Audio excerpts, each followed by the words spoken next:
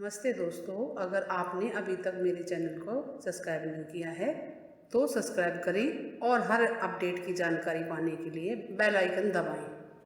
नमस्ते दोस्तों, कार्तिक पूर्णिमा पर स्नान, दान, हवन, मंत्र और दीपदान की संपूर्ण विधि। इस दिन दीपदान करने से 10 यज्ञों के बराबर फल की प्राप्ति होगी और सभी मनोकामना पूर्ण होगी। दोस्तों, कार्तिक पूर्णिमा को त्रिपुरी पूर्णिमा के नाम से भी जाना जाता है। कार्तिक पूर्णिमा के दिन भगवान शिव ने त्रिपुरासुर का वध किया था और भगवान विष्णु ने मत्स्य अवतार लिया था, इसलिए इस पूर्णिमा का बहुत अधिक महत्व बताया जाता है। इस दिन स्नान, दान, दीपदान, पूजा, हवन और मंत्र का बहुत अधिक ज़्यादा महत्व होता है। इस दिन गंगा नदी या किसी भी पवित्र नदी में स्नान करने से विशेष फलों की प्राप्ति होती है।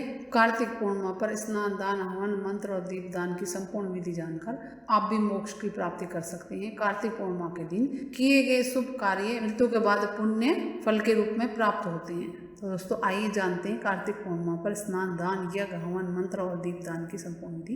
कार्तिक पूर्णिमा पर स्नान विधि। कार्तिक पूर्णिमा के दिन गंगा, यमुना, गोदावरी, गंडक जैसी पवित्र नदियों में स्नान करना चाहिए। यदि आप इन नदियों में स्नान नहीं कर सकते तो आप नहाने के पानी में गंगा जल मिलाकर स्नान करें। इस दिन महर्षि अंगिरा के अनुसार कार्तिक पूर्णिमा के दिन स्नान करते समय हाथ में कुशा अवश्य होनी चाहिए। यदि आप कुशा को स्नान करते समय हाथ में नहीं रखते हैं तो आपको उस स्नान का पूर्ण फल प्राप्त नहीं होता। इसलिए महर्षि अंगिरा के अनुसार कार्तिक पूर्णिमा का स्नान करते समय अपने हाथ में कुशा अवश्य रखें और इसके बाद आचमन करें। इसी के साथ ही गंगे च यमुने चैव गोदावरी सरस्वती नर्मदे सिंधु कावेरी जले अस्मिनी सन्निधि कुरु मंत्र का जाप करें और सभी पवित्र नदियों का नाम लें। उसके बाद आप जिस नदी में स्नान कर रहे हैं उसमें 3 बार डुबकी मारें और अगर घर में कर रहे हैं स्नान तो गंगा जल मिला रहे हैं तो गंगा नदी का नाम ले लें। कार्तिक पूर्णिमा पर दान की विधि। कार्तिक पूर्णिमा पर दान को विशेष महत्व दिया जाता है। इस दिन दिया गया दान स्वर्ग में सुरक्षित रहता है और मरने के बाद स्वर्गलोक में पुण्य फलों के रूप में प्राप्त होता है। महर्षि अंगिरा के मुताबिक इस दिन दान करने वाले व्यक्ति को अपने हाथ में गंगा जल या साधारण जल लेकर ही दान करना चाहिए। यदि आप ऐसा नहीं करते हैं तो आपको आपके द्वारा दिया गया दान का पुण्य फल प्राप्त नहीं होगा।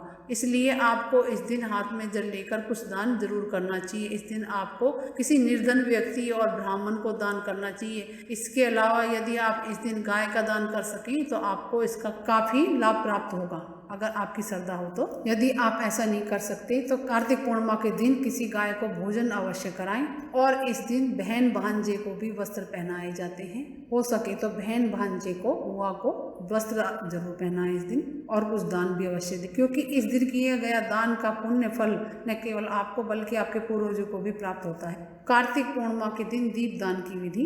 कार्तिक पूर्णिमा के दिन दीपदान की भी बहुत अधिक महत्व बताया गया है। इस दिन संध्या काल में भगवान विष्णु का मत्स्य अवतार हुआ था, इसलिए कार्तिक पूर्णिमा के दिन भगवान विष्णु की विशेष पूजा की जाती है। दीपदान करने के लिए यदि आप किसी पवित्र नदी में स्नान कर सके तो अवश्य करें। यदि आप ऐसा नहीं कर सकते तो आप नहाने के पानी में गंगा जल मिलाकर स्नान करें। इस दिन भगवान विष्णु की विधिवत पूजन करें। आप चाहे तो सत्यनारायण भगवान की कथा कर सकते हैं या करवा सकते हैं या सुन सकते हैं। भगवान विष्णु की विधिवत पूजा करें और उनकी आरती उतारें। इसके बाद उनके सामने दीप जलाएं। उसके बाद तुलसी के पौधे के नीचे दीप जलाएं। तुलसी के नीचे दीप जलाने के बाद किसी पवित्र नदी के तट पर भी दीपदान दिया जलाएं, दीपदान करें। किसी भी नदी में 11, 21, 51 आपकी श्रद्धा अनुसार दीपदान जरूर करें।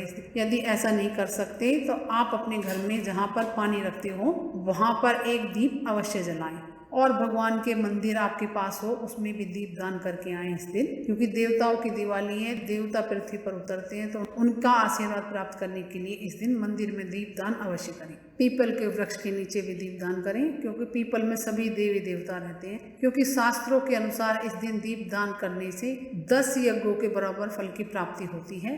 कार्तिक पूर्णिमा के दिन यज्ञ, हवन और मंत्र जाप विधि। कार्तिक पूर्णिमा के दिन यज्ञ, हवन और मंत्र जाप करने से कई गुना फल प्राप्त होता है। कार्तिक पूर्णिमा के दिन यज्ञ, हवन और मंत्र जाप करना चाहते हैं तो सबसे पहले आपको संकल्प लेना चाहिए, जिसमें आप इतनी माला मंत्रों का जाप करेंगे। संकल्प लेने के बाद ही मंत्र जाप प्रारंभ करें और भगवान को अर्पित करें।